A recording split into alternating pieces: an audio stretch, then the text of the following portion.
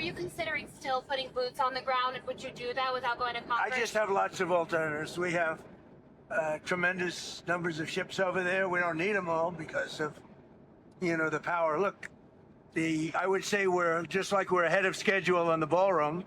In a much bigger way, we're ahead of schedule with Iran. We're weeks ahead of schedule. U.S. Central Command, releasing new video that shows U.S. attacks on Iran's terrorist regime continuing as President Trump is working on the diplomatic front on that side of the equation now.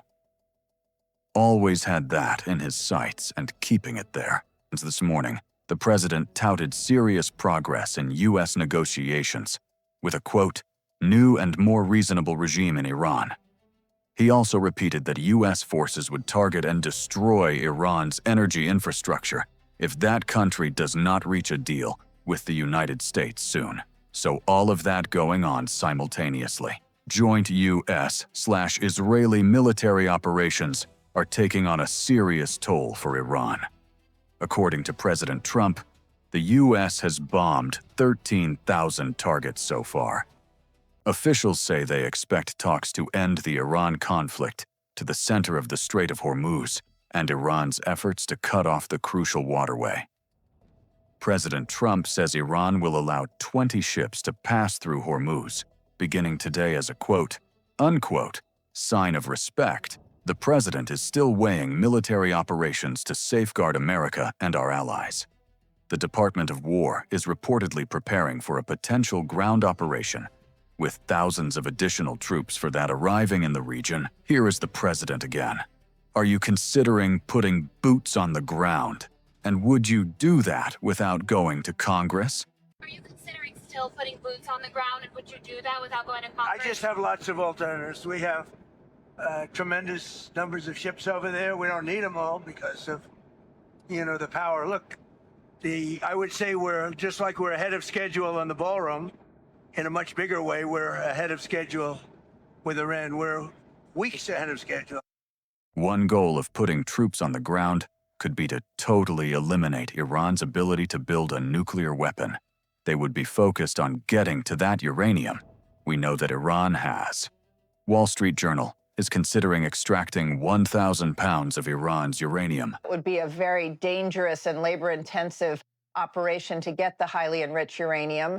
The Pentagon, however, is reportedly preparing for weeks of ground operations in Iran as more reinforcements arrive in the Middle East. The report from the Washington Post added that these plans are not a full-scale invasion, but include potential raids by special operations forces and conventional troops. About 3,500 sailors and Marines with the 31st Marine Expeditionary Unit arrived in the region over the weekend on the USS Tripoli amphibious assault ship and USS New Orleans amphibious transport dock. Another 2,000 Marines with the 11th Expeditionary Unit are en route, but still weeks away. And 1,500 paratroopers from the 82nd Airborne began arriving in the Middle East Sunday. This gives additional options to CENTCOM, but represents still small numbers. Not nearly enough for a sustained ground invasion. Fox News confirmed Iran struck the U.S. Prince Sultan Air Base in Saudi Arabia on Friday with ballistic missiles and drones, injuring at least 12 U.S. service members. 2 of the Americans are in serious condition, U.S. officials said.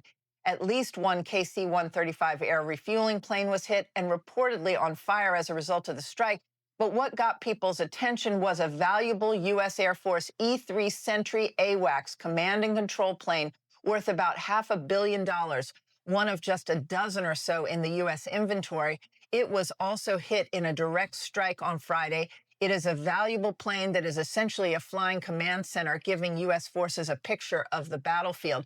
The base, which is deep inside Saudi Arabia, points to Iran getting targeting assistance from the Russians. Ukrainian President Volodymyr Zelensky told Fox News' Matt Finn in a sit-down interview that Ukraine has intelligence showing Russian satellites photographing U.S. military facilities in the Middle East, including the U.S.-UK joint military facility on Diego Garcia in the Indian Ocean that Iran targeted last week.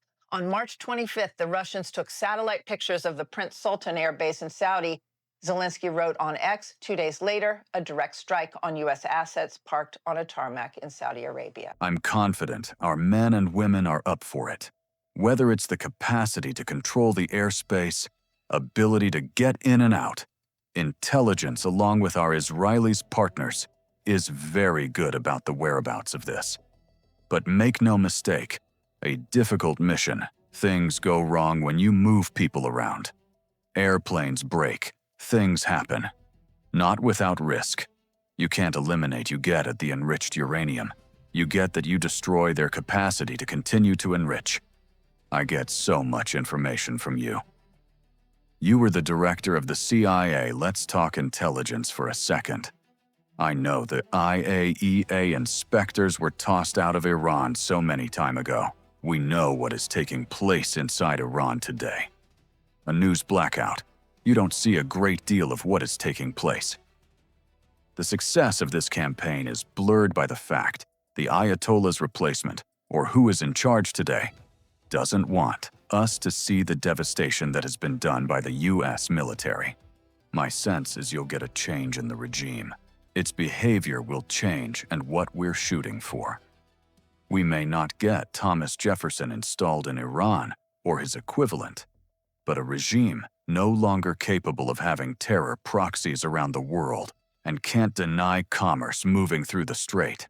The behavior of the regime will have to change in what President Trump is driving for. I think these tactical operations, 13,000 targets, strategically have had more impact than the world has seen. This is a completely different type of mission. Your thought at the end, the government will be determined by the Rarian people. They will have the opportunity to do that. We're putting America first, and putting Gulf Arab allies is security for the region. So we'll have an economy thriving, and the Iranian regime won't be able to do what it has done to threaten all of us. Now they are actually hitting everybody. They are talking about potentially hitting Americans in different areas. American universities in the Gulf states, civilian targets. It is raising concerns about cybersecurity, and group with intel believes it has ties to Iran, saying it was behind the hacking of Kash Patel's email last week, and claims the Sash attack was in retaliation for the FBI. Seizure of several internet domains. Here is what the group wrote. So-called impenetrable systems of the FBI were brought to their knees within hours by our team. The FBI said the hack didn't scoop up any government information, and the State Department reissued a $10 million reward for information on the group. Worried about Iran's cyber program for a long time. Very capable set of tools. I have been pleasantly surprised by the fact the Iranians haven't been able to do a heck of a lot. Shut down financial system. Turn off the lights in a big city. We must be doing amazing work, offensive work to take out their cyber capability, defensive work to protect our systems. I credit the United States security apparatus for having prevented Iran from doing more cyber damage than we've seen.